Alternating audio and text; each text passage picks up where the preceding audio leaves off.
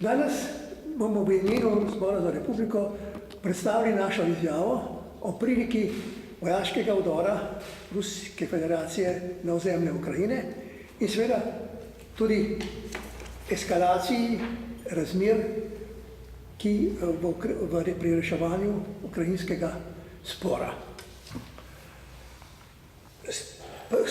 Izjavo dajemo predvsem s tem namenom, da opozorimo slovensko javnost in tudi slovensko politiko o resnosti situacije v Ukrajini, situacije, ki eskalira lahko v neko vojno večjih razsežnosti, ne samo med Ukrajino in Rusijo, lahko tudi širše.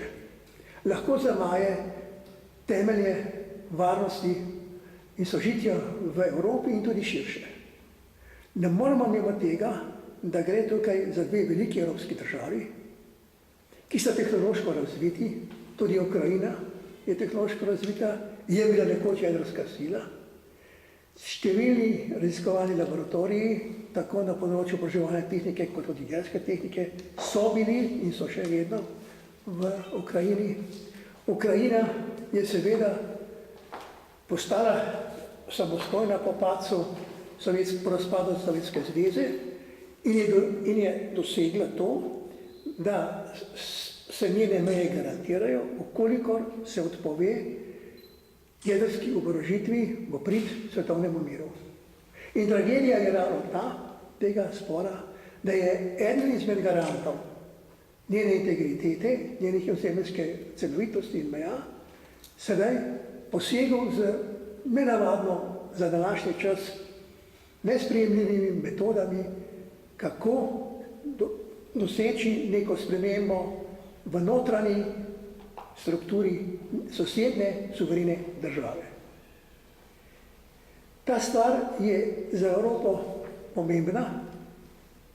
Prvič, ne moramo si privoščiti neke velike vojne na evropskem ozemlju, komaj 75 let po neki globalni moriji, pa tudi recimo 19 let po moriji na Balkanu, da ne govorimo 100 let popreje, ko so se številni narodi, tudi slovanski, med seboj vojskovali in je bilo na milijone žrtev.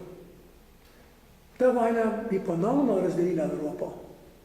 Lahko bi jo prevedla v kaotično stanje in grozila bi celo, da Evropska skupnost nekako oslabi ali celo razpade.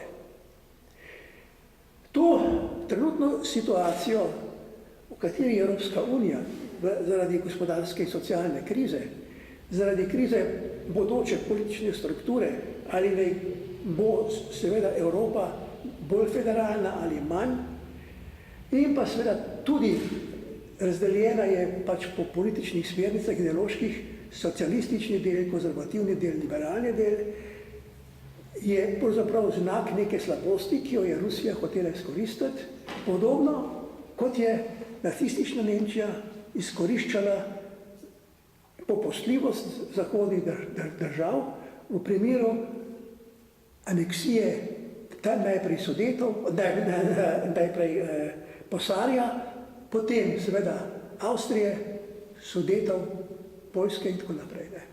Torej, situacija je nekaj podobna, torej nevarna, brizantna, zato je prav, da se Slovenci zavemo, da je rešitev tega spora na miroljuben način za nas bistveno pomembna, tudi za našo slovensko politiko.